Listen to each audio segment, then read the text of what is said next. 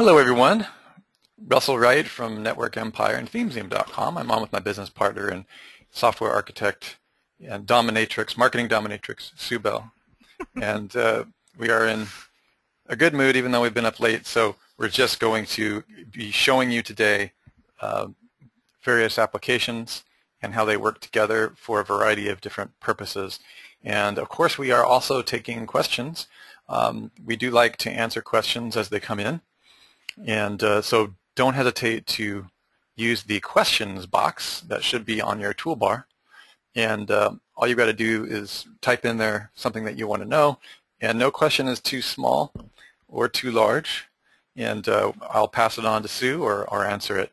I'd like to welcome everybody here. We see lots of new members, some people coming in from the OMG group and other communities that we also teach and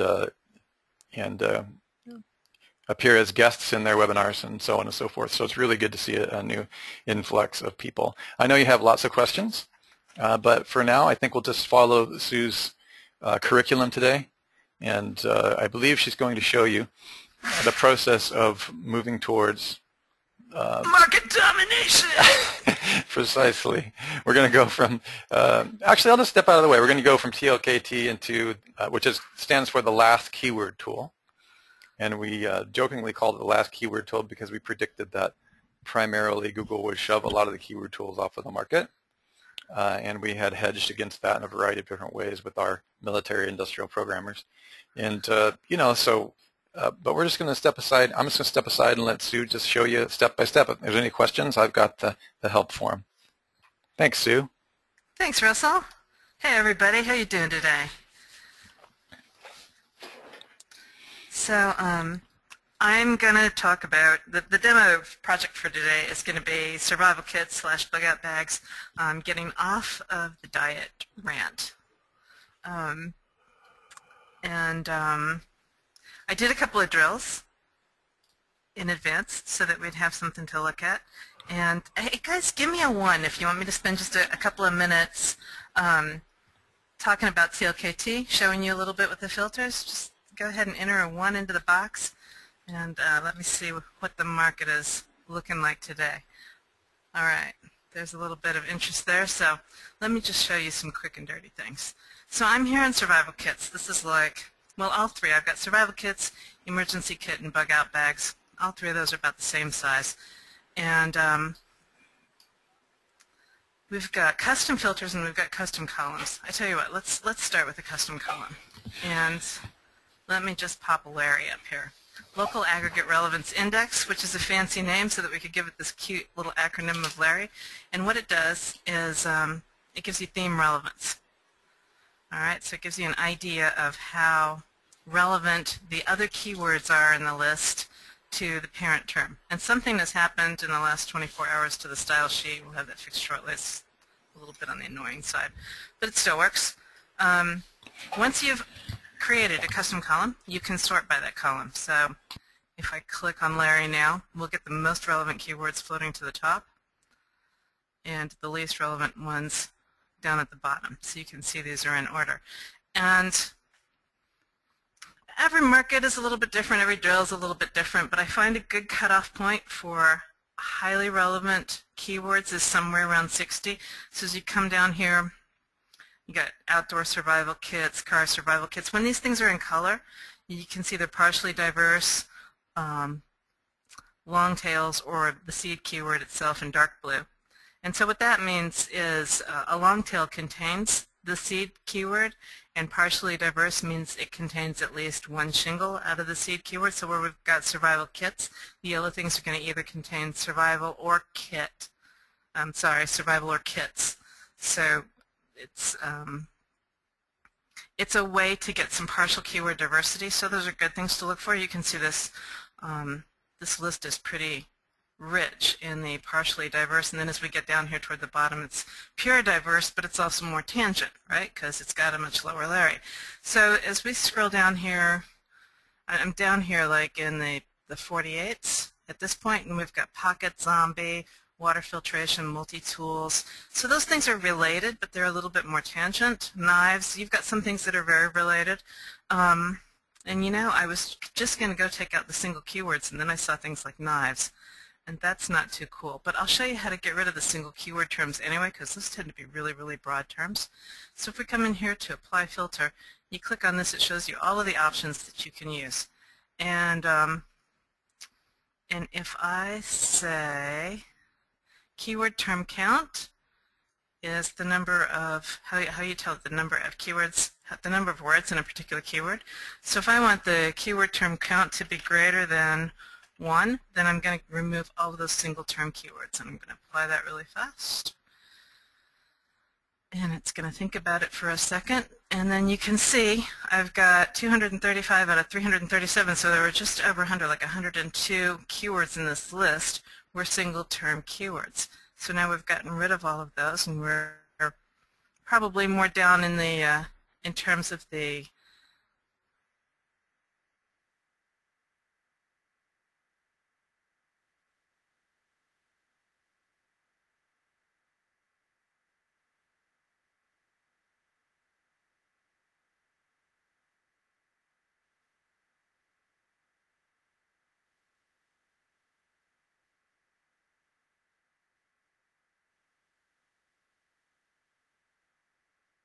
and just make this a little bit more interesting.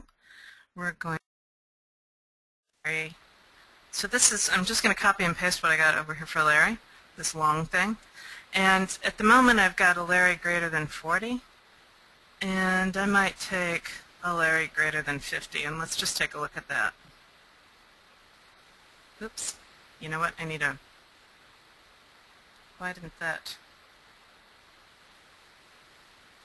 didn't work because I need an and in there. And voila. All right.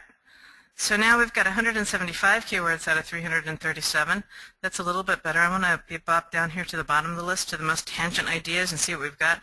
Fire starter, grab bag, hunting gear, wilderness first aid, tactical gear. Most of those are pretty good. And there's things like grab bag that are a bit of a polysim, but water filters and all those. I think that's a pretty good list. All right, I'm going to stick with that. So I'm going to export this list and save it to my desktop. Actually, I'm going to save it to downloads and just come over here and grab it.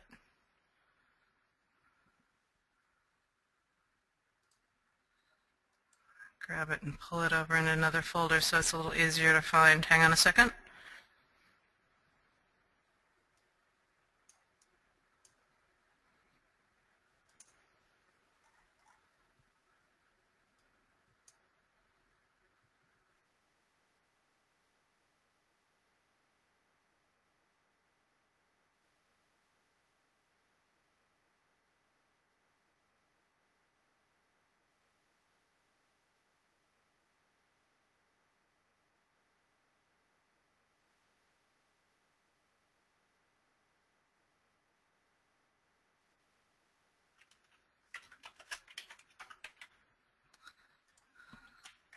Dominating the survival kit market.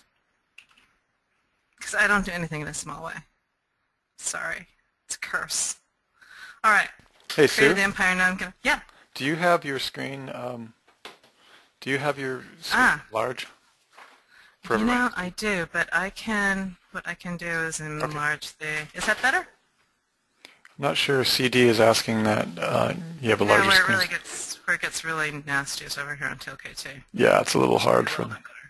Okay. That's okay. Okay. We'll do the best that we can, CD. So project name is, yeah. Don't hesitate to say things like this, guys. Survival kits. Just because I have a 144-inch screen doesn't mean everybody does. I don't know why, but. All right. So my primary keyword, my project name, they're the same thing. I'm going to do this on Google. I'm in dollars. I'm just going to take the defaults on absolutely everything else.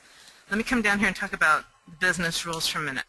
My backlink unit cost. This is to get a quality backlink. This isn't like how many backlinks can I get out of my automated software for $1. This is like, you know, somebody either curates your blog post and puts it on another site or does a real link. We're looking for, and not only that, but you need some links to your backlinks, right? We're looking for page rank 1 to page rank 2 inbound links. So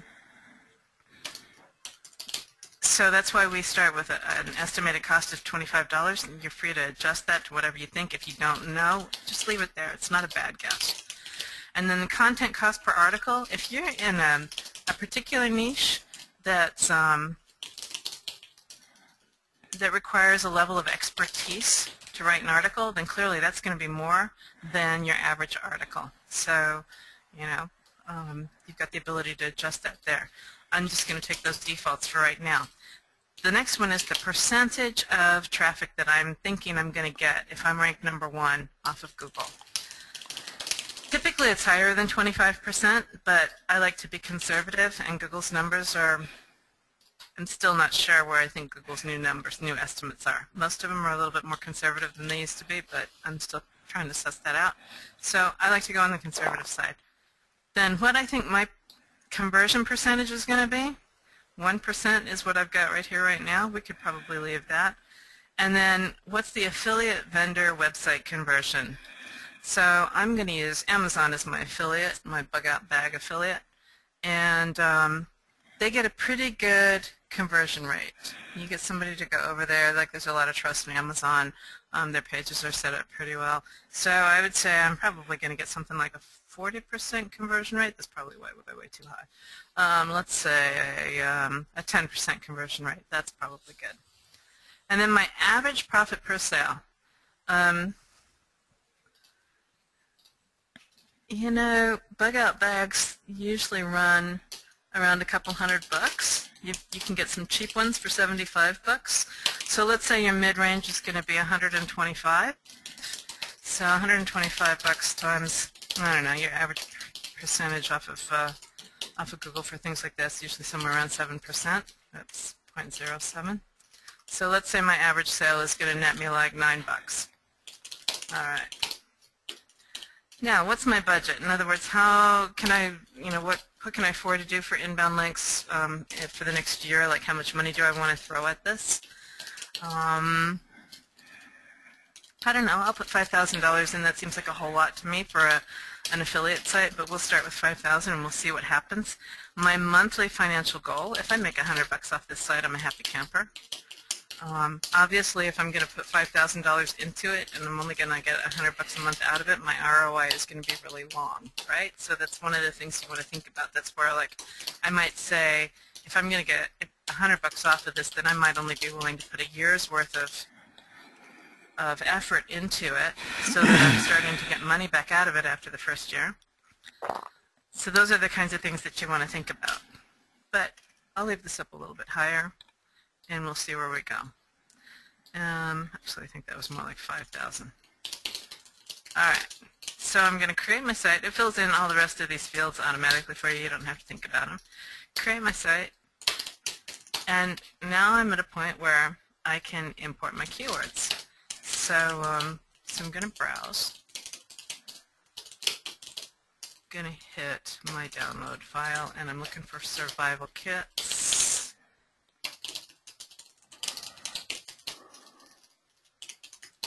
There we go.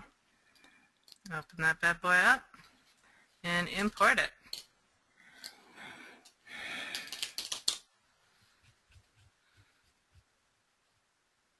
All right.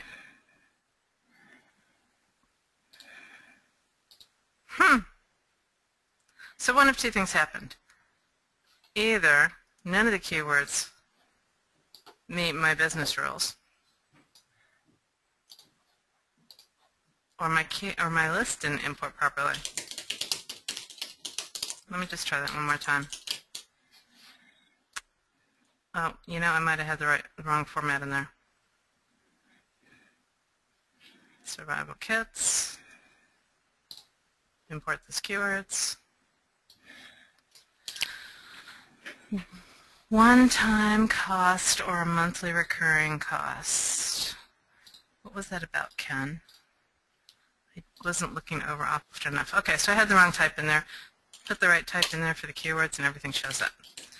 So the cool thing about Domain Web Studio, let me just pull this a little bit larger here for a sec, is that it's going to automatically pop the most profitable keywords up to the top. Now you can see here in red what the cost is going to be and what the revenue per month is going to be. This is going to tell me whether or not the keyword's going to be quick, whether I'm going to get a quick ROI, a return on investment off of my keyword. And none of these come back with dollar signs. So this is not a market that I'm going to get my money back out of quickly. It's not after 2 months, it's not even after 12 months. But eventually I will make money, given my business rules, on something like survival gear. Now when I look at this, my conversion, this is what we got back out of Google for the search volume, and this is what the conversions are estimated at. This is my time to rank, 15 months, okay? And so that's why if it's going to take me 15 months to rank, and then it's going to take me like over a year to get an ROI, so we're looking at a couple of years with these keywords before they get to be a really cool thing. Now the term bug out bag is a little bit better. My time to rank is 7 months. I don't make as much money because there's not as much traffic, but it's not too bad. So I kind of think that that might be one of my, I'm willing to go more long-term on my silo terms, but when I get down into the articles underneath it, the supporting articles, I want stuff that's going to make me money faster. That's the way I usually look at it.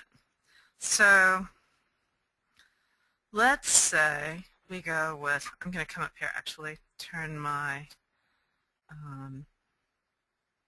thinking about setting an upper limit on my competing pages as well so that I get rid of a lot of the fluff. Let's do that. I'm going to turn, I only want to see keywords that are going to meet my business rules, and then I want this to be truly a niche market, so I'm going to say absolutely nothing bigger than 5 million pages.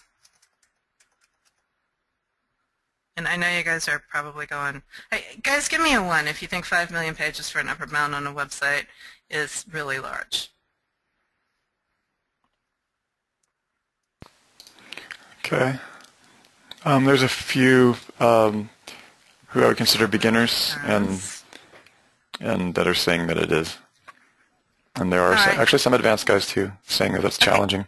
Give me a 2 if you think 1 million pages is a large, for the upper bound, is kind of high.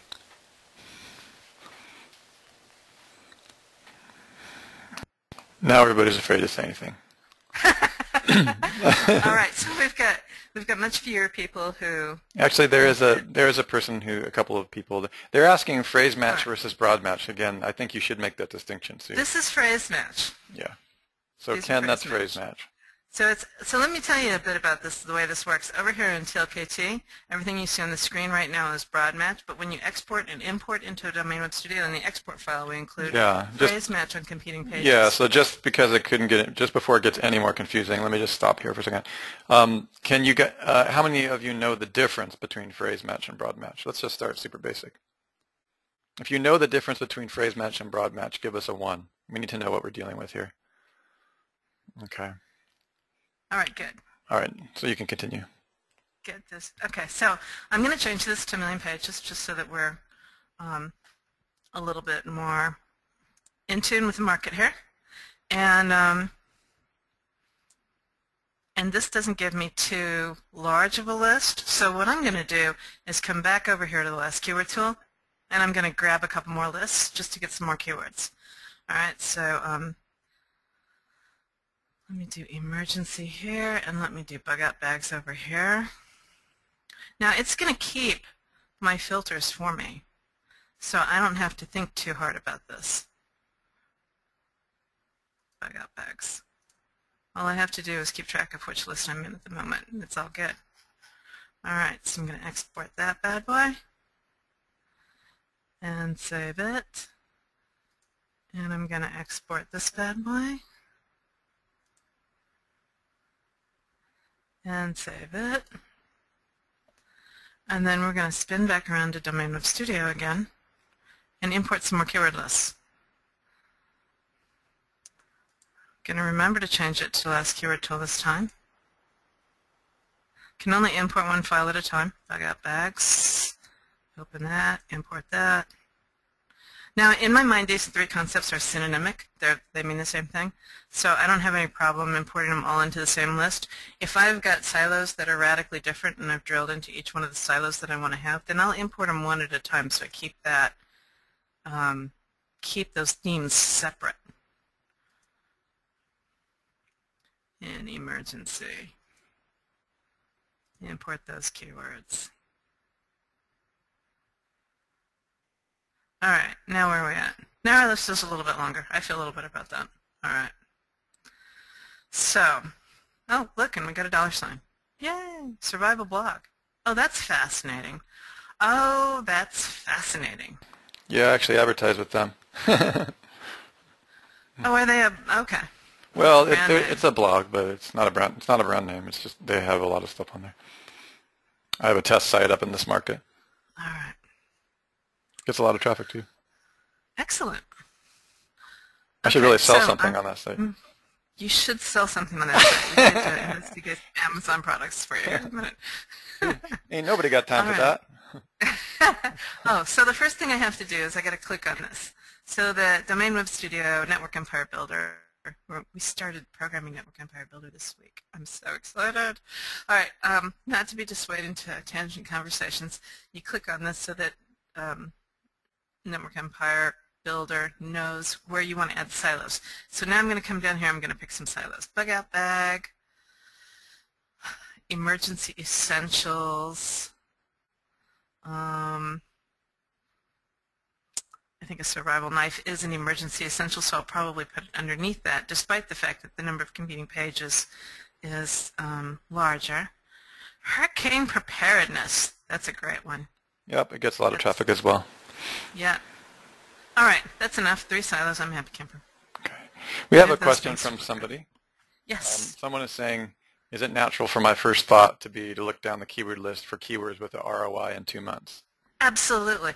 I tell you what, if I'm going to do that, then I would work backwards, because those keywords that are going to have an ROI, it depends on your market, but a lot of times the keywords that are going to have an ROI in 2 months are going to be at your article level.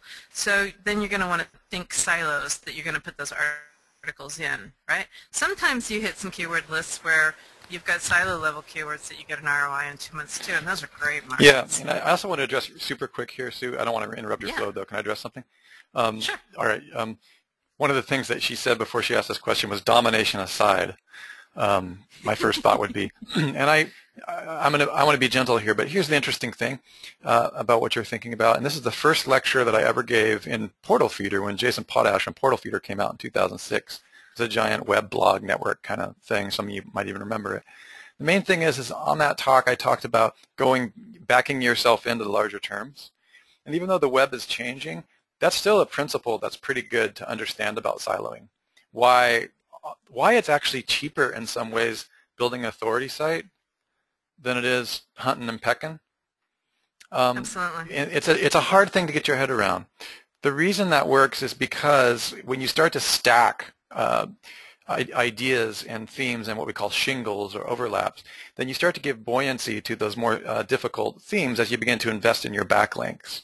So, although the web is changing and it doesn't work precisely the same way it did before because there's social signals and the rest, just remember that you're going to pay a lot less up front for doing it right, and it's cheaper by the dozen than it is hunting and pecking and investing a whole bunch of time on tiny things that don't give you a huge return on investment, especially products. And this is where Sue and Matt are just geniuses in saying, okay, whether you build an authority site or a tiny niche site, whether you're in your OMG and you're just doing smaller sites or mid-sized sites or whatever, is calculating the business decision rules, which is what is brilliant on DWS, determining what is your product, what's your conversion, just doing some estimations on all that so you can determine whether that authority site is something that's a good investment in that market. That's what DWS or Network Empire Builder is so amazing at, that Kraken does not do.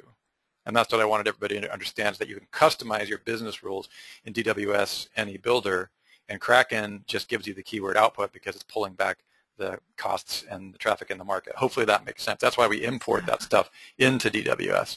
And it is a little bit tricky for us to teach that, because if we show the OMGers or other communities like Kraken, it's really mind-blowing and amazing. And yet DWS is more advanced. We have certification students that come and learn how to use this, paying anywhere from 10 to 20 grand for a 7-day training, because they can really precisely sculpture a strategy that is predictable over the course of a couple of years. Wouldn't you say, Sue? Absolutely. Cool. All right, thanks. I just wanted to make sure we got that clear. That's awesome. Yeah. Give me a 1, guys, if you understand everything that Russ talked about, because that was a very important point.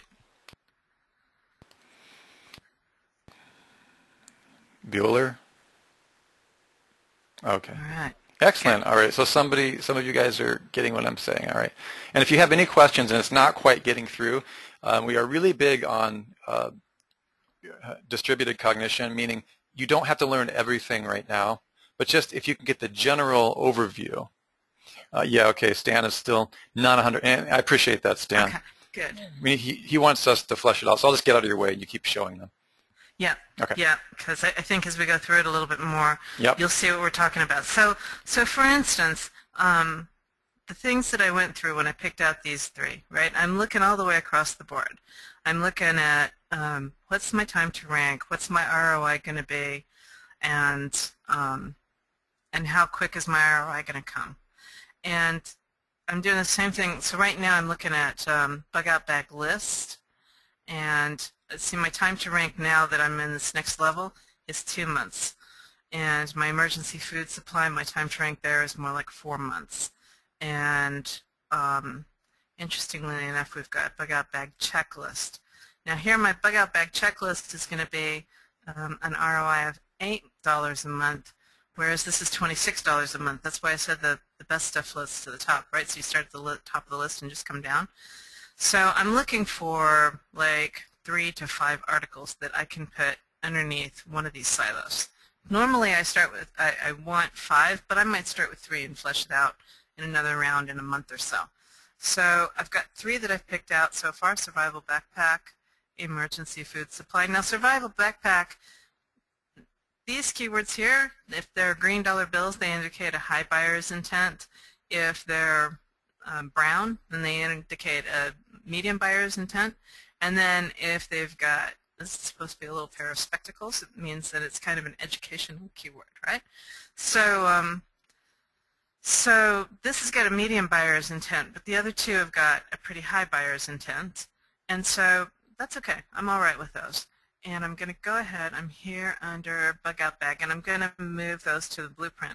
Now, the difference, one of the main differences here is that, at the beginning, I started off with $5 million competing pages. My high competing pages was set at 5 million because I was thinking market domination. And then as we talked, I moved it down to million. So that's something that you can do really easily in Domain Web Studio. It's got a great deal of flexibility for shifting that scale to how competitive you want to move in this market. With Kraken, you pick the main themes you want for your silos. I'll show you that here in a minute. And you hit the blueprint button, and it's going to go off and find the most profitable keywords for you. It's looking for profit, and it doesn't care about competition. It's assuming that you're into market domination, and it's not that it ignores low-hanging fruit, but it's certainly not going to dig for it. This, you get more of the opportunity to actually do a bit of digging. You get to spend a little bit of time and think carefully about the pains that you've discovered in the marketplace. And I've been looking at the survival bag market for a good year. I was married to somebody who was big into survivalist stuff, so I have a bit of a background in that. So it's easy for me to look at these things and think about all of the stuff that he was always wanting to buy, and so I know what's top of mind there. And the pains in the marketplace, the stuff that he was always talking about, being ready for this and that and the other thing, and how you had to be careful with food and blah, blah, blah. So I have an idea. I have personal experience of the pains in that marketplace, and so it's easy for me, without too much research, to go down this list and pick out keywords that are quality because of that. Whereas Kraken's looking at it from a completely technical perspective, right? It's looking at it from the data points that it has, which is the cost per click, the searches, the paid traffic and paid cost, and it's estimating the value of the keyword based on those things, and it doesn't have any idea of what the pains in the marketplace are, because it's a very abstract concept. So, yeah. Go ahead. I was just thinking, because I'm just tracking a lot of questions, Sue, but one of the things I would say is if I had the task of I keep getting questions on the difference between Kraken and DWS, Right. which should be obvious, but the main thing is that the backlink predictability analysis. DWS or any builder was primarily created to, yes, build your silo structure and create promotion and everything else, but it was primarily also built to give you a cost estimate on your backlinking within the page rank and competitive environment for your particular industry. So it's a backlink predictor, cost analysis predictor. We call that data sculpting. Kraken and TLK don't do that. There's nothing in Kraken that will even begin to allow you to attempt to estimate the cost of your backlinks. So that's the primary difference, John. I hope that makes sense. Okay, go ahead, Sue. Okay, so the next silo I'm in is emergency essentials, and I'm just starting at the top. And you need a knife, you need some boots, you need some clothing, you need an emergency preparedness kit. Is great because it reinforces this idea of emergency in there, but it gives me a slightly different context. And I could even do survival supplies. That's quite a broad topic, so that could be either a really long article, or I could have other articles underneath that. So that's 5 there. I'm going to go ahead and move those to the blueprint.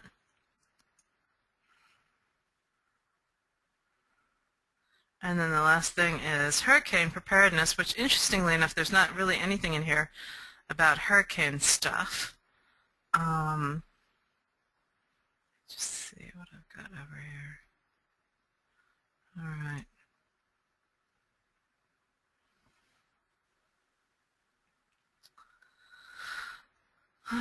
Hurricanes.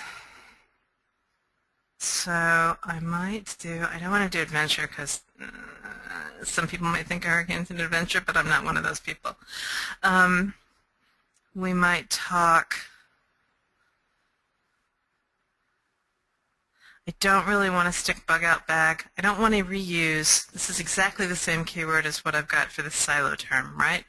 So I could use that as a supporting keyword someplace. You see you've got your ability to put in synonyms and supporting keywords down here. I could use that as a supporting keyword someplace else, but I don't want to actually include it as the primary term for an article in another silo, because that kind of bleeds the theme a little bit. So let me just talk for a second about synonyms and supporting keywords. The idea there is you're going to diversify your inbound link portfolio, right? So if you've got several keywords that are related, and I kind of try to think about the article that I'm writing when I choose synonyms and supporting keywords, so that it makes a cohesive article, right? And when you export it and import it into the blueprint, it puts all those keywords in the metadata, and when you go to write, you can see the metadata underneath it. We've got those fields exposed. So you go to write your article, you include those items, and then when you go to do your inbound links, you use all of those keywords, the supporting terms, the synonyms, as well as the primary keyword for the article, as your inbound link anchor text. So you automatically get diversity in your inbound links. So this thing about over-optimization, like some of these sites, they've got like one keyword, and they modify that one keyword 7 or 8 times for their 7 or 8 pages, and then all of their inbound links have this one keyword as the anchor text, and this is what Google hit about a year ago, right, with over-optimization penalty. Yeah, it can't. Well, I'm just saying it can't happen when you're doing what we call a keyword diverse DNA. When you're doing a full keyword synonyms. That's what makes this such a mind-blowing tool, you guys, that when you put all this stuff together, you have pure diverse, partial diverse, and we'll just call this geek speak for meeting Google's exact requirements for co-occurrence and diversity for interest in conversation. I mean, this is why it's taken us 6 years to build it. It's because you just don't have those kinds of things. You have all the synonymic sets. Also, I want to answer someone who's asking, does it create articles for the pages? I'm going to let Sue answer that when she's ready. The answer is no, but we want to. No, in Domain Web Studio, the old version in Pro, you can go in there and input your content, and you can work with teams. The light version doesn't do that. We just Did you decide that you were going to add that back, or we're not doing that? We will add that back. In Network Empire Builder, the new version that's going to come out in October, we'll have that option in there again. Yeah, so what that means, Trish, is that you'll be able to publish the article. So Sue, please correct me. I actually have questions on this. Okay. So you'll still be able to add the article in the WYSIWYG like we can in Pro in DWS. Mm-hmm. And what that means, what does that mean when we go to the blog? Does that mean that the content's imported? It means that the content's already there. And right. The cool thing about it is we're going to give you a nicer environment in which to be able to write your article, and you can see your keywords. In the Pro version right now, you can drag the keywords into your content and as you're writing, and we're also going to create more of a Storify style, if you're familiar with Storify, and how you can write the articles in there, and it gives you that's unbelievably cool. Yeah. Yeah, resources on the side box that so, you can yeah. curious into. So imagine having your curation environment with either your stuff or other people's stuff at your fingertips in the same way that the Twitter framework in Storify does. You'll be able to pull like your own video stream from YouTube. So when you're writing your article, you're just dragging and dropping stuff from your entire one WebRing socially activated perpetual downstream traffic system, which is all on your right side. And when you're writing an article, you have all your own content. And then those of you who study our stuff more will know that we're all about creating a self-centric but very helpful social and curated environment where all the links that you're putting out there all point back to you and your own authority site so that you get more and more power. And hey, you guys don't have to be ashamed about power being the name of the game when it comes to page rank, traffic, and ranking, okay? And what happens with social activation is most people are bleeding everything all over the place all the time, especially curation, because some of you have taken my curation course. You know I'm a professional curator. That's not the way you want to go. The difference between what I do and what other people do is that you don't constantly share and scoop other people's frameworks, right? Well, what Sue's done here, what Sue and Matt have done with this framework, is all of this is going to be you-centric while you're still able to be very focused on you. Other apps have tried to do that, like Kudani and so on and so forth, but they're not the most SEO-friendly things in the world, even in that social front. So hopefully that makes a little sense of where we're going with the content framework.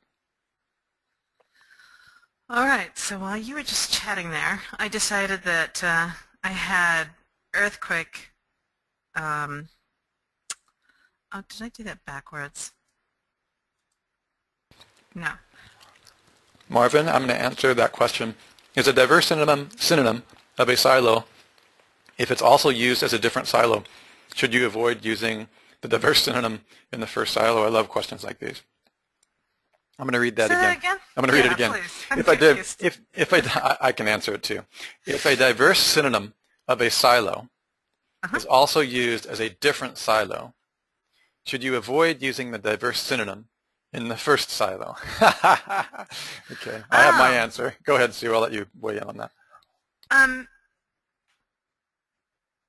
Let me make sure that I heard it right. So a diverse synonym of silo A is also used No. as a different... No, of a silo, not silo A. Yeah, but I wanted to label it A. So you got a diverse synonym in silo A, and you got silo B. Should you avoid using the diverse synonym in the first silo? So basically, can you use the same diverse synonym in two different silos? Precisely, that's what he's asking at. And the answer is it depends. And the answer would also be, Marvin, what are you selling and how much is that keyword worth? Generally speaking, you don't need to, because that does happen sometimes when people are creating their keyword DNA. They find a super profitable keyword. They've blended it into their keyword DNA. But if you've done your work properly, following our instructions ahead of time, you should know before you blend it into the braid using DWS or Network Empire Builder that it's going to be its own silo. So if you've done it properly, you'll already know that it's a different silo, a breakaway silo. A lot of the times I discovered this right in Kraken before I imported it into DWS. So if you know what you're selling and you've done your proper vertical research in Kraken, either Kraken with Domain Web Studio imported, or just looking at the page rank, a lot of the times before you go to all the complications of your keyword blending and DNA, you will have discovered, wow, this really deserves its own silo. And a lot of the time, Marvin, that will depend upon if it's a unique pain in the marketplace, if it's got a unique cost in traffic, and if it's a really high-end word. Sometimes there's tiebreakers, but go ahead, Sue. I would also say it depends. It depends on the two silos. If you've got two silos that are closely related but different, and you want to use, you actually have a reason in your head why you want to use Correct. that synonym on that second silo, you can do that. Yep. Right? Because you can even point from that one silo landing page over to the other silo landing page. And sometimes you want to have two products, and you want to cross-talk about those products. And so you're going to cross-talk between the silos, and so having that same synonym is not a big deal. But now you better really create a caveat there, because you've just broken technical rules. So explain to them. No, okay, so I'm talking about linking from one silo landing page to another silo landing page. Right. You can totally do that. Now, cool. If you've got the products way down in the bottom of your silo, don't link from, you can link from one product page to the next product page in another silo, but don't do it very often. Do it only because you really, really need to, because that is going across the silo linking barriers. Once here, once there, it's not going to affect your rankings, but if you do it regularly, it will. Does everybody understand that, what you just said? Or are we getting too geeky speaking? Because that was pretty technical, Sue. That was, especially without a map. Yeah, so if you guys have any more questions on that, we have learned that we should just continue the demo and not get too abstract, because it's not very helpful. Just know that we cover a lot of this in our training, and this is the stuff that makes or breaks. You guys, with this knowledge, I really want you to congratulate yourself, because if you even are following a little bit about what she's saying, you would be able to build websites that can compete with major corporate things, okay, what you're seeing here today. So just keep that in mind. You don't have to get it all today. We have 7-day trainings that we focus just on this stuff. So. All right, so, I should back up for a second. Let me talk everybody through this. I made a mistake, which happens from time to time, and I need to come in here and move this. So I'm here on, let me go back to my Design My Site screen. I'm here on the Manage Blueprint screen. And what I did was I reversed the order of hurricanes, my 2 hurricane keywords. So I'm going to come down here to Category Manager, because I have to go to the bottom of this. I have to find, sorry, it was earthquake. Earthquake preparedness. I really wanted this to be the silo. I wanted earthquake kit to be the category underneath it, right? So I'm going to push on the green arrow, and I'm going to turn this keyword, earthquake preparedness, into its own silo. And I have to do this in 2 places. I have to make it a silo there, and I have to say select to create a new silo, and then I can move it to the new silo thingy-dingy. Now I'm going to come back out here to the silo manager, and you can see I've got my 2 earthquakes, and I want to move this now to be underneath earthquake preparedness. So I'm going to make it a category underneath earthquake preparedness. All right, moving that keyword. Oh, Bakeba. So back to Design My Site. Now I've got earthquake preparedness, hurricane preparedness, bug out bags, emergency essentials, and I'm going to show you my favorite screen. This is a bird's eye view of your entire blueprint. You can see I don't have any supporting articles yet. I haven't got any synonyms or supporting keywords. It automatically will take, here on my silo, it's automatically given me some supporting keywords because I'm talking about these 3 articles. It's saying, hey, if you're talking about these 3 articles in this silo, you might want to consider using them actually in the silo landing page content. So it puts it there just as a reminder for me, and it'll put it in there in the export as well, for a reminder to me to think about using those keywords in that page. I don't have to. I can just remove it from the metadata. It's not set in stone. It's just a recommendation. All right, so I can look here, and as I'm adding supporting keywords, I can see what I don't have supporting keywords for. I can get everything set up the way that I want, and then I can go get ready to publish it to the web. Sue, can you go back to that? We always slide over this way too fast.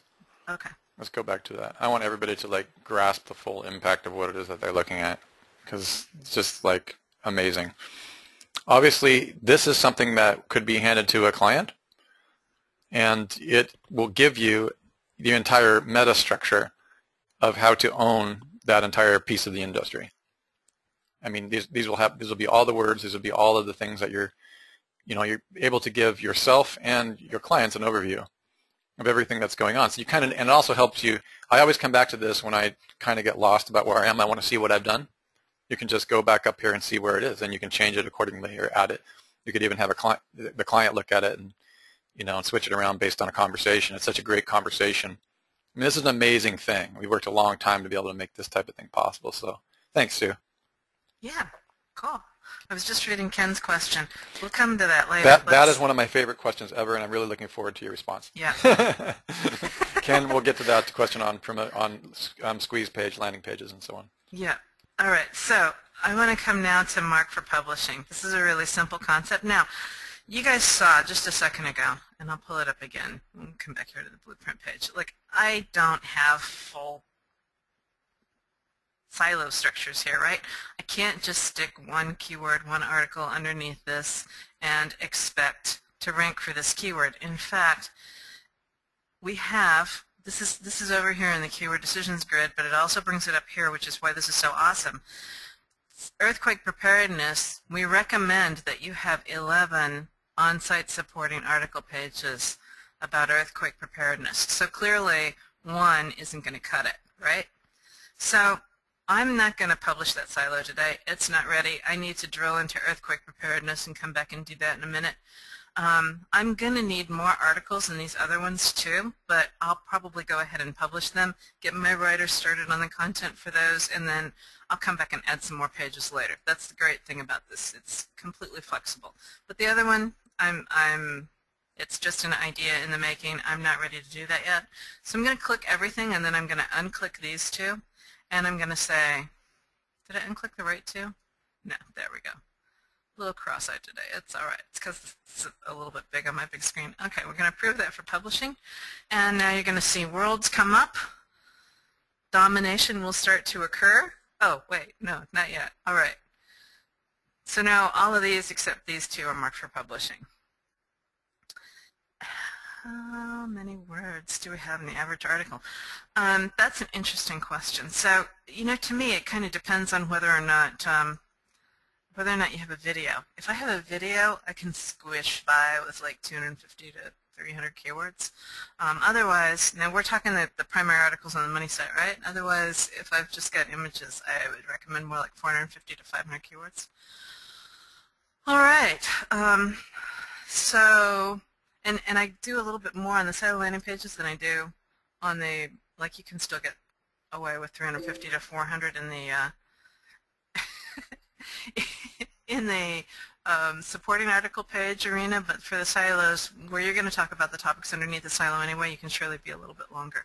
All right, so I'm always here on the, yeah, always. I'm here on the Build My Website screen where we go through just a brief outline. If you've never put together a blog before, we kind of give you some ideas and some places where you can do hosting and some themes that we've tested and we know work well with our plugin. Yeah, that's one question that came through, Sue.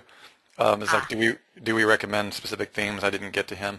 By the way, first of all, the person who asked that question, I'm sorry I lost you in that flurry of questions. Storify is not a theme. It's a service that we use in our curation process, in our curation course called curationprofits.com. Please feel free to take it. But what Sue is saying, we have a gigantic list of themes that we've tested our plugin with so far. Most all of them work. There are some exceptions. Yeah. I think page lines might be one of them. No, page lines works. Oh, but you know, some of those themes that have got child themes, I can't vouch for the child. Yes, yes. I'm afraid to even try that actually, but I probably should test the child theme. We should test it. We haven't had time yet. No. Okay. So, go ahead. All right. So you can download your Silo blog builder here, and then we're off to the next one, which is to export my blueprint. All right. So I've already got my site set up. As you can see, I've got the plugin installed. And, whoops, not there yet. Hang on. And here I can export my blueprint. All right. So I'm going to do that. DWS Blueprint 3268, Survival. It's going to go into my horrifically long download list. And I'm going to come over here to my blog. and we're going to talk for a minute. All right, I've done a few things. I've used this blog before. It's not as pristine as it seems, so let me just talk about the things that I've changed. I've set the permalinks to be /category /post name. Very important, guys. Yeah, just pause there for a second, Sue. Does everybody get that? Just put a 1 if you understand permalink structure. Everyone? It won't work if you don't do that. Okay, looks like you're good. Okay, good. Go for it. And the other thing that I tend to do is, while I'm playing with the blog and getting the content up, I turn off the search engine visibility. All this does is it puts a line in your robots.txt file that says go away. I'm not ready yet. And I want to also add, before Sue does any major stuff here, there's a little bit of an idiosyncrasy that we get. I've had several help desk requests the last couple of days. That is, when you're importing silos manually, which we're not demonstrating right now, you do have to set the page to the home, where if you're importing in DWS, it automatically generates the correct home page. Yeah. And that's important to know, because if you're doing stuff manually, you do have to set your own home page, which makes sense if you know WordPress, but if you don't, it's a little confusing. It's under general, isn't it? What's that? No. Is it under reading? What? So we're just more setting a home page. That's under, yeah. I lost it. Well, there has to be a page generator or that doesn't show up, which I thought was interesting. Oh, that's right. It's really weird. Right. I mean, I had that. I was going around in circles going, I thought I knew WordPress. Yeah. That was like gone. Exactly. So unless you have something to add it to, it won't be there. I'll show you where that is in a minute. Yeah, you don't have to go there. I just wanted people to know we're actually demonstrating the import function. The import function is actually easier to use in some ways because you don't have to create your own homepage. So the other thing I do is I create a menu and call it silos, and I tell it to automatically add the new top-level pages to this menu. And this saves you a bunch of grief. All right, it saves. What happens by default is WordPress is going to create its own menu, and it's going to throw all of your pages onto that menu, and then you got to go through and delete stuff or create a new menu. So just setting that one thing up in advance will make your life so much easier. All right, so now I'm ready to import. Okay, I'm going to import under Home. This is Manual Builder. Dang it. Import. There we go. So you have the option to automatically publish your posts, which we're going to do today because it just looks cooler. And you also have the option to have the short code turned on, and I'm going to do that so that I can show you what it looks like. And if you're using the video version, you have the opportunity to automatically add videos. And if you're going to do that, then you want to come in here to the settings page, and you want to make sure that your videos are set up properly. Now I've got my own description in here. By default, I think it's just embed HTML. I think it's just this one line. So what I did was I added the title in front of it, the YouTube title in front of it with a colon. I'm going to take out the short code that I used before, and I'm just going to have like a blank line and say, check out this evil stuff, and then put in the video description. Okay, I'm going to save that and go back to the silo importer. Kevin is saying that this may not set the home page depending on the version. Kevin, I think Sue's using the most recent beta, which we haven't released yet. I think it's always created the home page. I don't know, maybe you're right, Kevin. The home page should always be created if you're doing the import. It's the manual version that doesn't create the home page. Yeah, Kevin, I think it's always from the beginning been that way. So. I think so. I don't remember one that didn't. Yeah. All right, so now I'm going to go find this file whose name I have promptly forgotten. Downloads, DWS Survival Kits. All right. Open that bad boy and add the YouTube video. Now, the advanced settings, this is only relevant if you're coming from DWS Pro and you have your content written. So that's kind of why we hid it away underneath there. If you've got your content written, then you can choose between having your headline and your keywords and your title in each of these different places. But if you're coming out of DWS Lite or if you're coming out of Kraken, it doesn't make any difference. I have a question for you, Sue, on that. Yeah. Sorry, maybe I shouldn't do this publicly. When we go to, when we bring the content area into the other version, if we still plan to do that, is that advanced function going to work with that? You better. Oy vey, that's so cool. All right, cool. All right. So I'm going to import that. Now, when you're importing videos, it takes just a little bit longer, and we have the next version of our video silo builder is going to do all that in the background. So, so it'll take a couple of minutes for it to create all your pages. The screen will repaint immediately. The cool thing is if you import a 500-page site, I can't imagine, and I won't name names about who might be importing 500-page sites, but you won't have timeout issues with Greg your Morrison. hosting company. So, not a directory software, Greg. That's something else. Okay, so we're going to visit the site now, take a look at what we got. All right. So this is the excerpt. You know what? I must have a slightly older version of the plugin. Oh no, I should have upgraded. I was going to say, that's what Kevin was saying. Yeah, we got to get you upgraded on the right one. That's okay. This particular version pulled in the entire content, and we've changed that in the meantime. The change that we made last week. Now it only pulls in the excerpt, which means nothing would be on this page. It would just be the list of links. I knew Greg was going to ask that. Where does that pull the excerpts from? It pulled it from content, which it would have been brought in from DWS, right? Right. Or wherever. If you're creating, maybe I'll just log into Domain Web Studio, the Pro version, for just a second, show you guys what's going on. Now this is the Pro version, so nobody freak out. Okay, I can see the help desk tickets now. This is not the version we have been showing you. The Pro version is off the market, and there are some of you on it who have this version until we update. Now this has the content functionality in it and team management. Yeah. Let me just see if it'll let me do that without assigning it. All right, so I have to go through the process of assigning this first. Hang on just a second.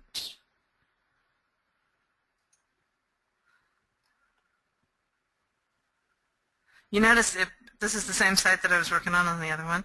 It's a shared database. So if you decide to upgrade, it's very cool. You can just sally forward. Upgrade? What do you mean upgrade?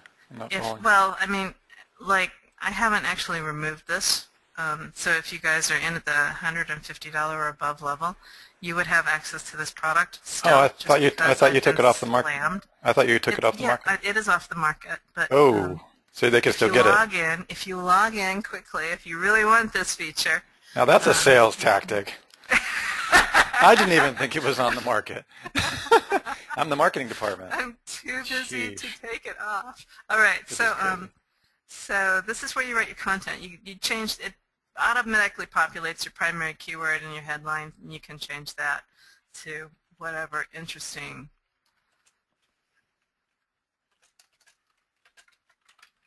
thing you want to do. You type in your document here.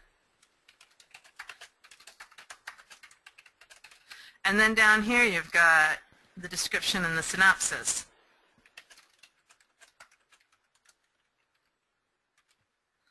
Okay, and so then you can create your article. You can change all of this and whatever you want to do. I would obviously put in a better page title. Remember that the title and the meta description are the things that draw your click in the search engine. And then you hit your create article. Now if I re-exported this project and imported it, there would be there'd be an excerpt for that particular article. All right, so back at the ranch. You'll see I don't have a menu across the top. So let me just go, let me just go assign that menu to the Manage Locations boogie. And this is empty. I'm going to make it silos, change that bad boy. And then when I refresh, I should have a menu across the top. Does everybody understand what we just did there? This is our number one asked help desk question. Like, I'm just going to make a video and just put it on replay. It's like the biggest question.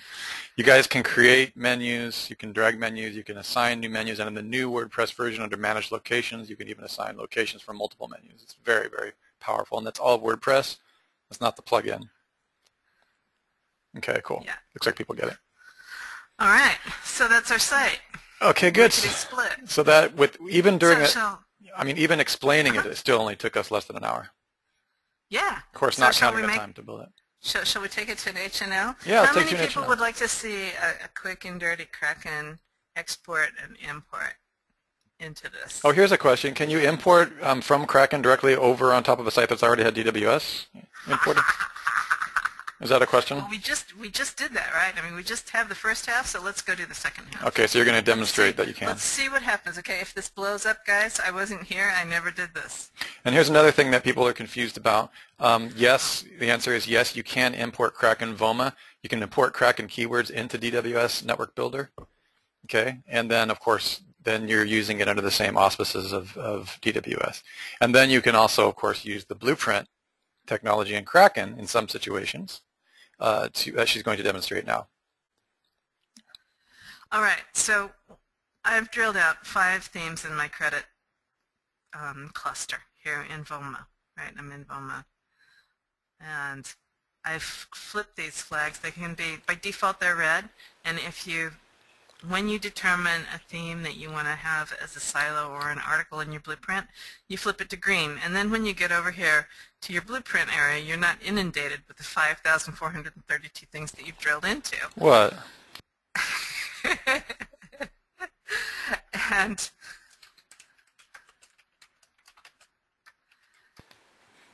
so what are you doing right now? You're creating a new blueprint? I'm creating a new blueprint just because I want to show you how to create a blueprint. But slow down, Sue. Most people on this webinar have not seen this before. So explain the difference between full and outline and explain what you're doing. So I come in here, I'm going to give it a name and obviously a country. Now the country, so like if you're in Canada and some of your drills are in America and some of your drills are in Canadian, then when you come in here you want to make sure that you're picking the right country for your drills originally. Let me just see if I can open this link and get you back over here. See, you can tell like these things are all American, these things are all Canadian. So if you've flipped your flags in Canada, you want to make sure when you come over here that you've got the Canadian. Now this is a really short list here because I haven't drilled into too many different countries, but when you come over here and you create a new cluster, you've got a gazillion, like 32 different language country combinations, okay?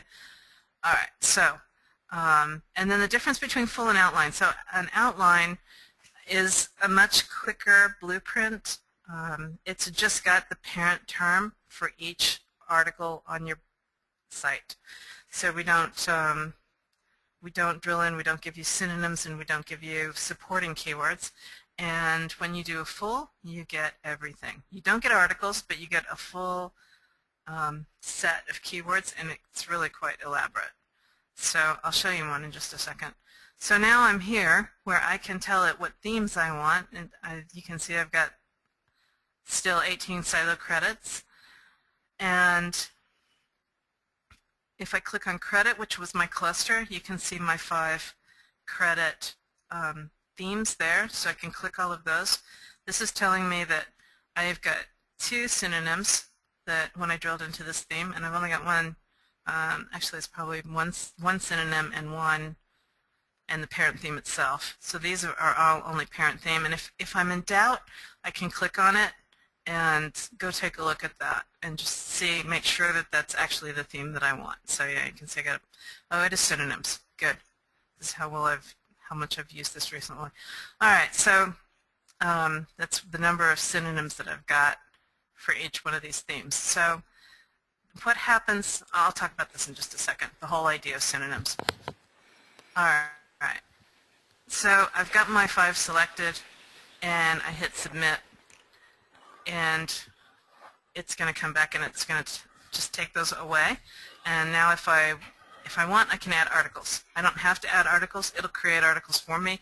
It'll figure out what the best ones are. But if I have a particular theme that comes from the pane that I found earlier and I want to make sure that I have an article in here, a particular theme is an article, then I can add that at this point. Now I'm just going to return to the blueprint. You can hit the drill button at this point. You can see nothing's going on right now. You hit the drill button and it'll start to drill that out, and it'll take, depending on the number of synonyms you've selected and the number of silos that you're drilling, it can take anywhere from 40 minutes to 4 or 5 hours. Like there's some people who are creating huge blueprints at the moment. Can we pause for a moment? Sure, I needed to take a breath anyway. Yeah, I really think you must. Okay, so Stan has asked a question, and I like to pause right here because it's incredibly important. And Fran is also asking stuff. Okay, so let's clear this up right now. I'm going to make an attempt, and then you can make an attempt. Okay. So Stan is saying, I would love to see the silo creation blueprint from Kraken, full, not outline, for the same keywords Sue just used for the DWS example. Now, what I'd like to address here is the difference, so that you can understand when, and give you some real-life examples of when you would use one and when you would use the other, because this is the number one help desk question that I currently have right now.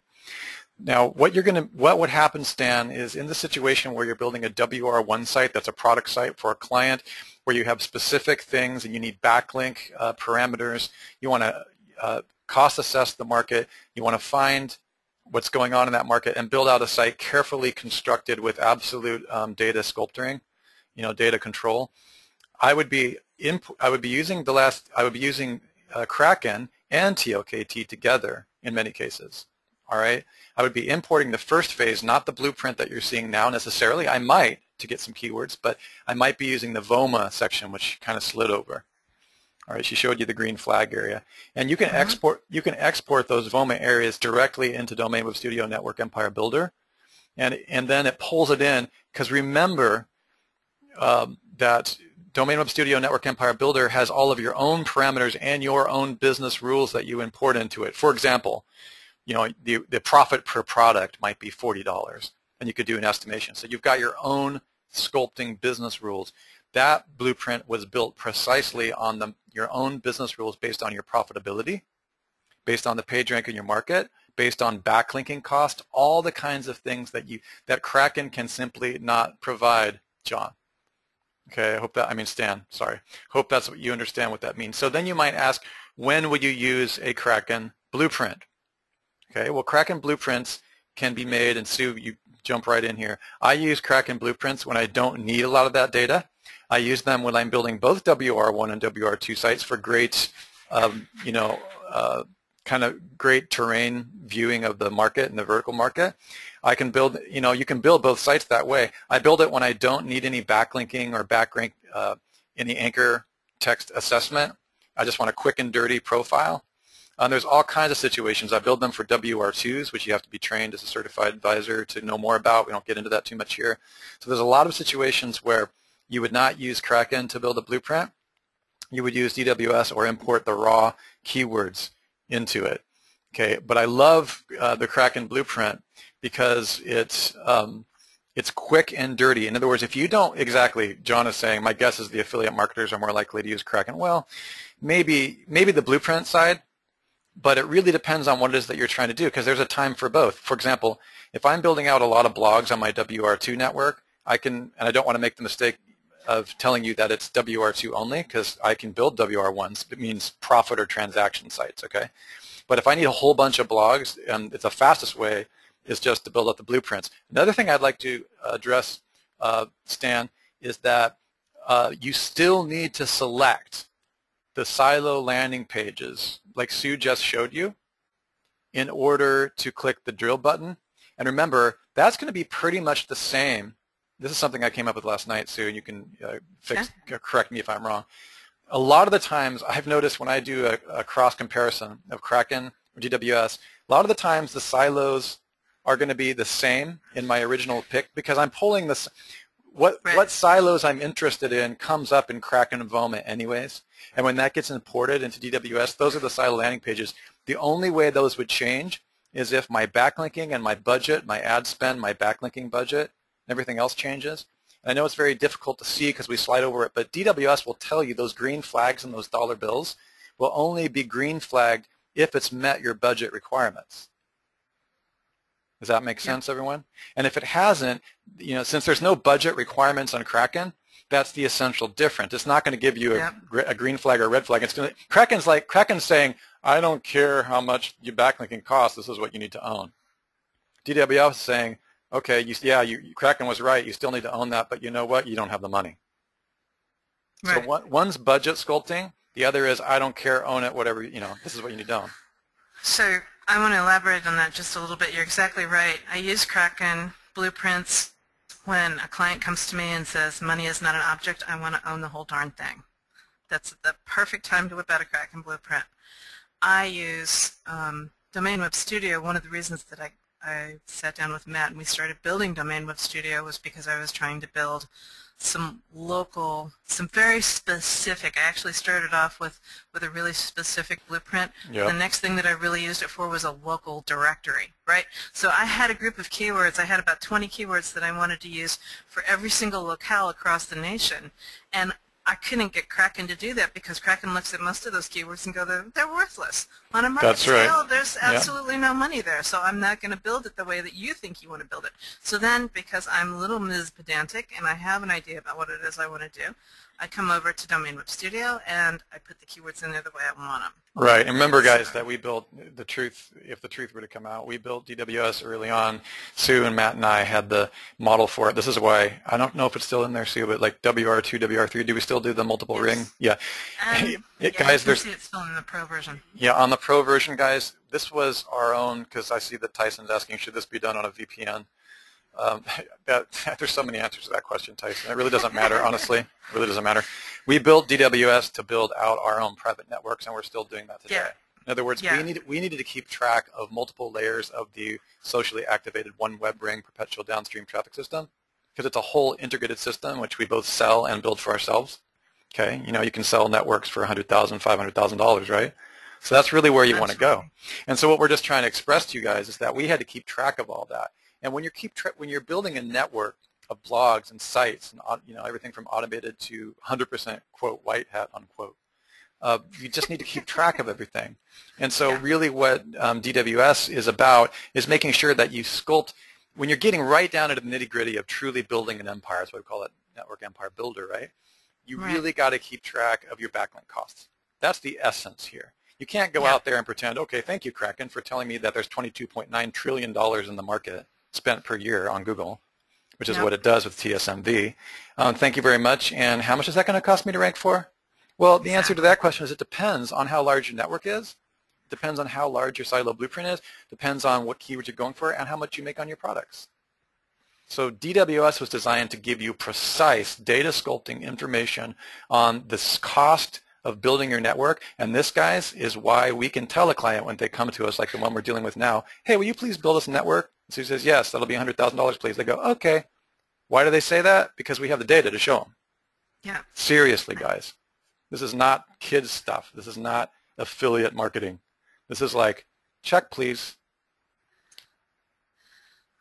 Okay. Beautiful. Very well said. Okay.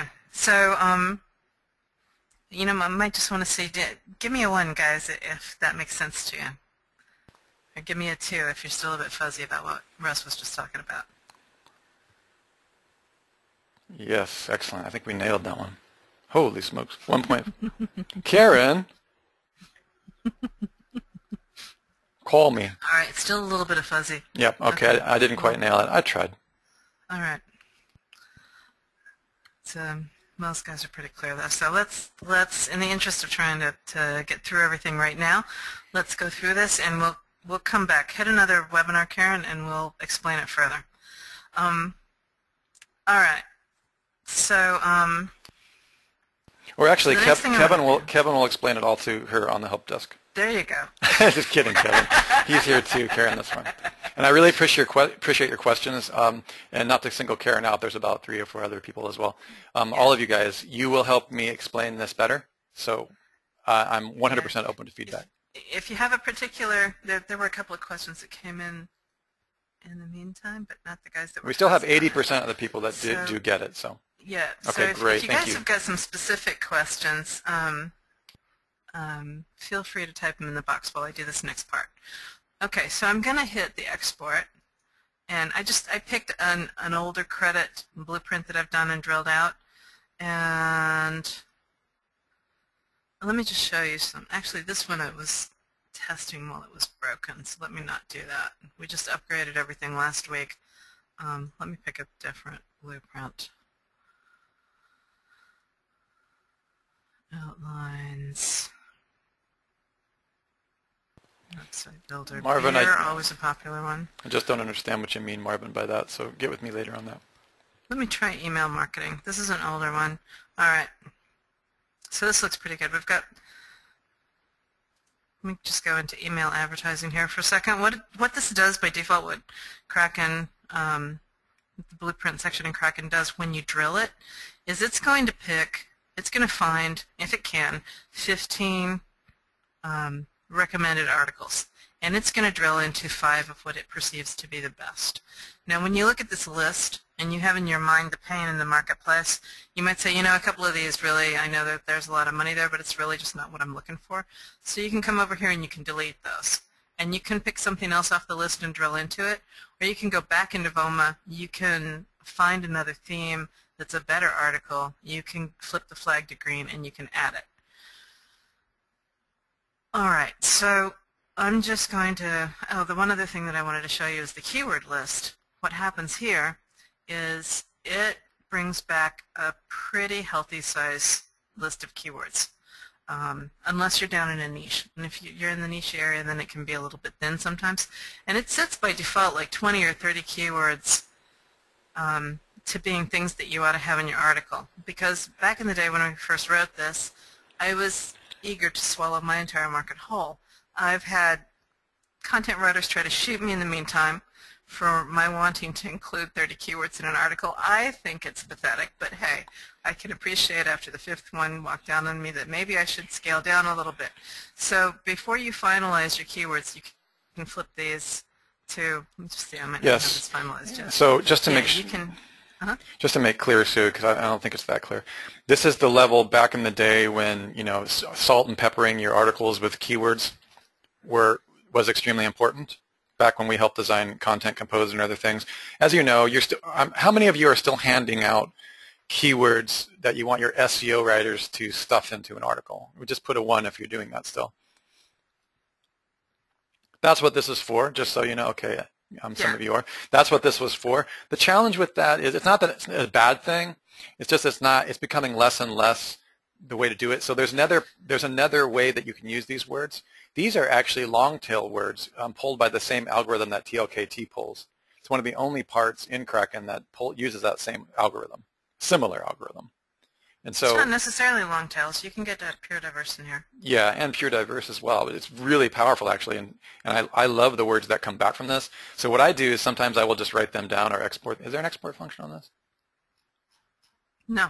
Oh, okay, there's not an export. Yeah, I can't export it, but I do write them down or copy and paste them. Sometimes when I go through the article kind of gems that I find in there, I'll put them in the articles, the best ones, but I will also put them aside for later content and maybe even re-drill them in TLKT. So there's all kinds of ways that you can use this. But also you can hand them to writers. You can approve them and hand them to writers. What I tend to do these days is I want to come up with a list of like 5 to 10 keywords. And that's going to be quite enough. Because if you have 5 keywords, if you're at the silo level and you've got 5 keywords and you've got your silo articles underneath it, then that's quite a few keywords. So once you've got the keyword list the way you want it, you can turn the red X's on and you can turn the green check marks off. And once you've got the list the way you want it, you can give it a thumbs up. And to give it a thumbs up, come back here to articles and you just give it a thumbs up right here. Whoops. Silo has to be done first. Hang on just a second. Return to my blueprint. You gotta say thumbs up on all of these articles first. You got the same opportunity in here. All of these have got keyword lists. And that's where this is really different from the outline, right? The outlines do not have keyword lists. So that, in my humble opinion, is worth a bunch because I don't have to sit there and figure out the keywords that they're going to use for each one of these articles. Alright, so I'm going to thumb up a bunch of these. You can see this is like a graphic of your website, and you can see it growing with each one that I give a thumbs up to. And I might just do this one silo and call it good for the sake of moving along and getting this imported. Alright, so now I can come over here to export. And I can do a right click on this and save this link as, actually I think he modified that. I don't have to do right click anymore. And we'll do this as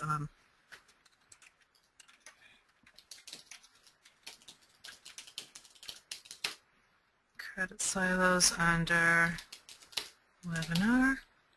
And I'm going to come over here to my blog. And I'm going to come in here to the builder and into the importer. And everybody cross your fingers. Publish, on, browse. Let me find my webinar. And this was credit silos. And open that bad boy. And sure, we'll add YouTube videos to this. So I should have 3 more silo landing pages. And let me just come back here a second and look at what this was. Return to blueprint. What did we finally end up with? We got these 3, and we've got 5 articles underneath one of them. And so now if I come over here and I hit the refresh, I should have my 3 new silos. And the silo where we had content was email advertisements. And if I come over here to email advertisements, you can see my articles, my 5 articles in my email advertisement silo. So yes, you can mash exports from the 2 different tools, and you can go to town, and you can come back and import again later. So if I come back here tomorrow and I finish giving thumbs up to these, I can re-export this blueprint and re-import it again over the top of that. Hey, Sue, here's really, somebody got really excited with that. This is the second time we've had this question that I haven't answered, because I'd like you to answer it. Okay. Marvin tried to ask, is Kraken like, once the film is exposed or the blueprint used, you can't drill back into it again? So, and then another person asked a similar thing. So the question, the underlying question behind the question is, can you update these blueprints? What happens when you drill again, and do they cost more tokens when you do that? So the thing that costs tokens is if you want to add a silo. And so I have 3 silos here, and I can add as many articles to these silos as I want to. Kraken is only going to suggest the 15 by default, and if it can't find 15, it'll just suggest how many it finds. But you can come back here into your blueprint, and you can find more themes. You can drill into stuff in TLKT and find themes, and then add them by hand into Kraken. Whatever you want to do, you can find those themes in Kraken. You can flip them to green, drill them out or not, whatever you want to, and then go ahead and throw them in as articles over here. And it does a pretty good job of finding keywords under the article level because it's looking more for, it's not so fixated on supporting keywords having cost and traffic, but it's really looking for those themes as being profitable for you. So somebody asked earlier if I use themes and silos, if that meant the same thing. I tend to use the concept of a theme as the parent theme of a page. So this is the parent term, the seed keyword, if you will, for the page. Okay, we've created a confusion. Okay. I don't think that Trish knew that you could also add articles directly from the VOMA screen. Right. So let's do that. Mm-hmm. Okay, so I'm here in this blueprint, and if I do let me just come here for a second. That's not the thing that I want. Add silos. Okay, so I'm here in my blueprint, and I can actually add articles. Now, if I add silos, it's going to cost me money, but if I come in here and add articles, it doesn't cost me. It costs you credits. But if I add those, it doesn't cost me anything. Now, it wants Kraken. This is another place where Kraken is a little bit more rigid than Domain Web Studio, and I removed the rigidity from Domain Web Studio so that it could be ultra flexible. But when I come in here in email marketing, what it's doing is it's looking for all of the themes in VOMA that have a flag flipped to green, where the numbers of competing pages are smaller than the number of competing pages for email marketing, and the themes, that the seed keyword for those themes hasn't already been used as a seed keyword for an article in this blueprint. Okay, so what this is telling me is that none of those meet that criteria. Now if I come back here Tavoma. I'm in email marketing. I got two screens open. Let me come back here to view all clusters for a second, and let me find something that's a little bit more niche-y.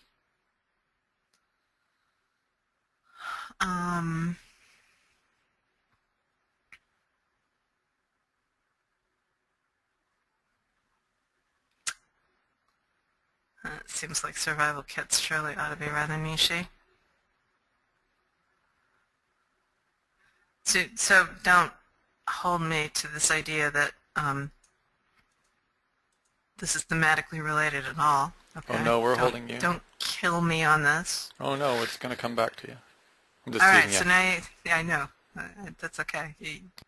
You'll feel my whip later. You're building you're building a wiki. We get it. All right, so now you see this one theme actually managed to cut it in terms of numbers of competing pages. And I also picked something that wasn't thematically related so that I wouldn't run into issues if it's already being in this blueprint somewhere. And so I could click this and I can submit it, and it will add it as an article under my blueprint. If I come back here to my blueprint and I come back here under email marketing, articles under email marketing, you'll see that it's now been added. There should be something completely out of sorts here. Oh, you know what it did? It did a thematic relevance. It checked to see where it ought to be. It says you're going to add it to the blueprint, but it doesn't necessarily add it where you think it's going to. And that was such a tangent concept. It might have told me that I was completely out of luck. Hang on just a second.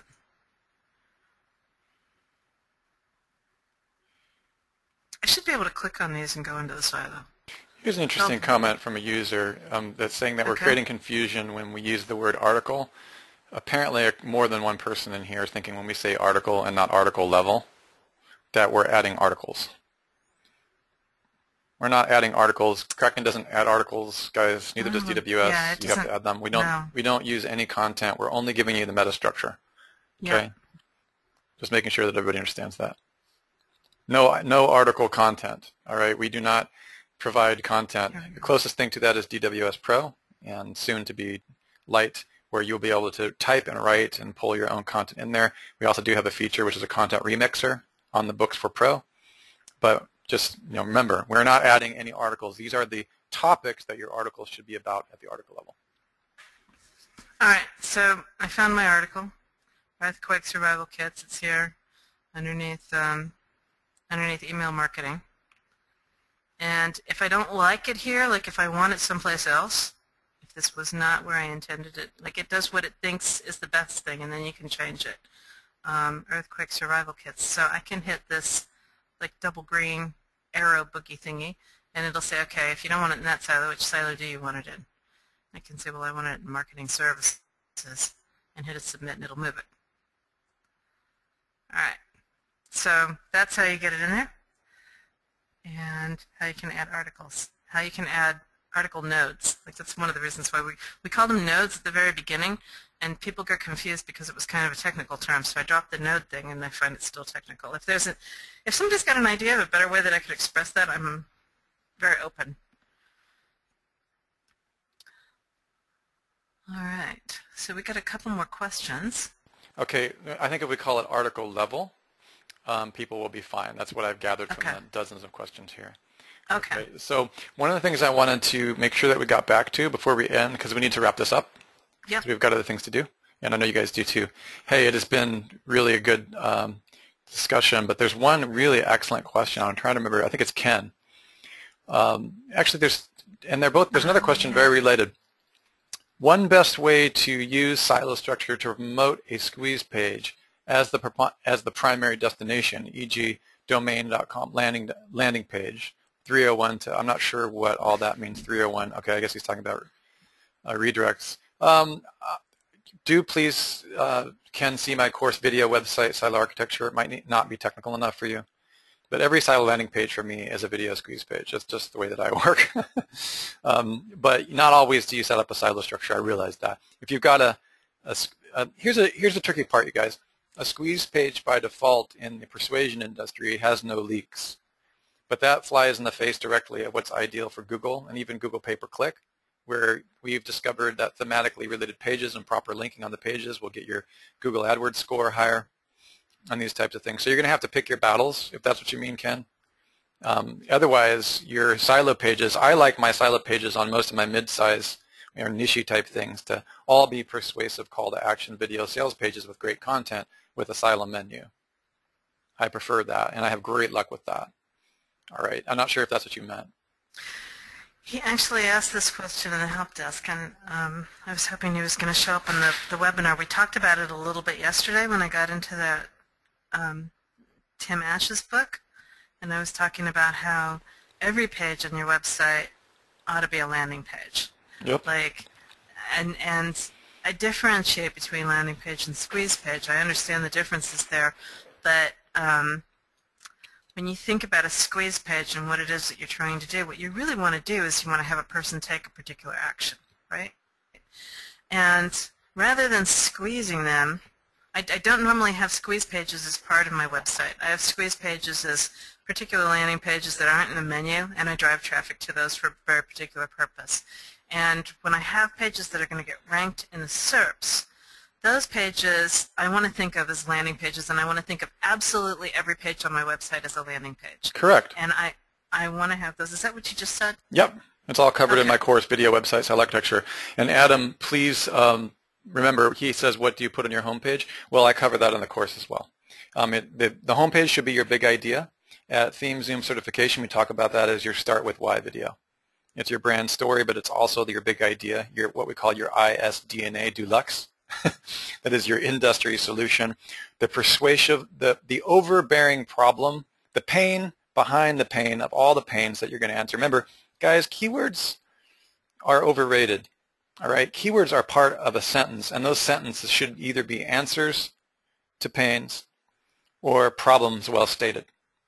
And keywords are inside of those. But if we forget the transparencies, how things are overlaid, how they're stacked, this is why we teach the perpetual lead magnet machine and how to stack keywords into questions and answers and solutions. And we have it all meticulously stacked in a precise science for you guys to take either at our live certification events, any of Sue's courses, any of my courses, go through them one at a time, and it's way beyond the scope of this webinar.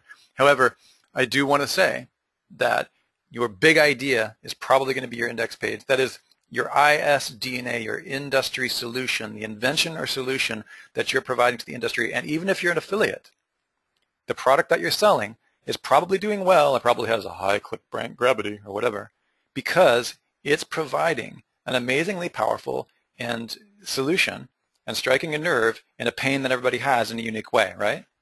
So that's the same thing. That's your ISDNA, your amazing painkiller solution. And the biggest pain that you're solving should be on your index page. Understood? That's your big idea. I cover all this pretty well, and it's still growing in the Video Website Silo Architecture course. I also would like to say, Stan, it's called Video Website Silo Architecture. It's available to all members only at networkempire.com. The other thing I wanted to add, I'm going to hand it to John Fry for the best question of the day. I want to thank you for this one, John. Sue, this is the question that I'm going to write out today. Theoretical scenario. Let's say we purchased access to both tools. Okay. Could we tell you about our market or niche and whether we were a product owner or an affiliate owner? And then could you advise us as to which one or both of these tools to use? That is the question I have 7 or 10 of in my email box right now. So, yeah, I think we've covered it a little bit, but let me just say it really succinctly. Yes. If you have a niche, in other words, if you're looking at that 1 million or even 5 million pages, anything below that I would consider a niche. Or if you are working on a locale-based website where you've got one or more locations that you're trying to target, or if you want, if you're on a limited budget and you need to tackle low-hanging fruit, those things you should do with TLKT. And TLKT Domain Web Studio is a combo. That's one of the reasons we promote it on the front page of Network Empire, is because that's the most common combination of people walking in the front door. That's really the bundle that they're looking for. If you're looking to tackle a market, if money is not an object, if you need to know how the money is flowing through your market and get a bird's eye view of where the sweet spots are, as well as where the conversations are and what your competitors are up to and how they're attacking the market, then you want Kraken VOMA. And the follow-on to that is the blueprint. It gives you, at the very least, it gives you a really good starting point, and I most often use it for that for a money site. I'll do an initial drill there, and then just because I'm ultra pedantic, not like anybody would notice, I tend to take that information and flesh it out even further over in Domain Web Studio, just because I can go that extra level deep in Domain Web Studio, and because I can tweak the words around a little bit. It's like, oh, I like that word, except that I want to include this, or I want to switch it a little bit, or blah, blah, blah, right? So you can also, if you're an affiliate marketer, John, DWS's business decision rules allows you to determine realistically business sculpting. Oh, I got this ClickBank product. Oh, even if I get 20 million visitors, I'm only making $7. Exactly. Or if I get 5,000 visitors, I'm really only making $2,450. Oh, and by the way, I put in my backlink service, and DWS is telling me what to rank for, how much it's going to cost me in backlinks. I spent 3/4 of my budget on my affiliate earnings just to keep the site ranked. I mean, how cool is that? It just is real cool.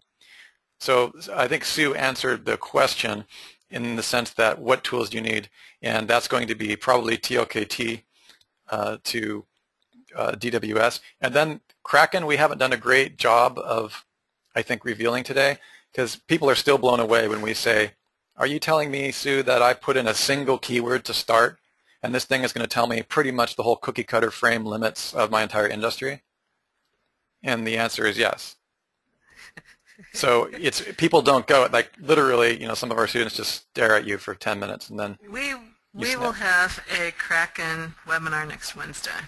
Yes, we're going to do a Kraken webinar. This is, guys, why we rotate between Kraken, because we use them in all different combos. There's times when I go from DWS over to Kraken. There's times when I go from Kraken to DWS. It depends on the degree of automation. Here's a general heuristic or rule of thumb, you guys, okay? I got to be careful here and don't beat me up too hard, see if I get it wrong. As a general rule of thumb, the less automated and meticulous and budget-dependent your parameters, that is, the less automated, meaning you're not doing auto-blogging, which I do a ton of. Okay, you're not doing social automation or things that drive traffic in ways that are considered, you need to be skilled, and you need really hardcore white hat sculpting and accountability for clients, and you're building out networks and every dollar counts. The more you need that accountability, the more you're going to be leaning towards DWS and probably TLKT as a backup. But when you're determining from a high-level view based on market research, not keyword research, how to build a gigantic network, how to swallow your market whole, and how to get the quickest and fastest general silo landing pages and themes as a research overview, which you can then later go into more meticulous accountability, then you're probably looking at Kraken.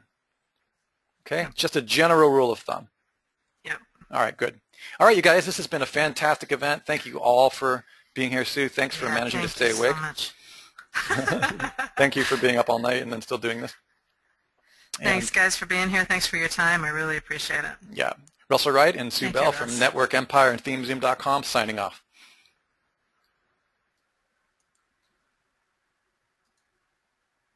The organizer has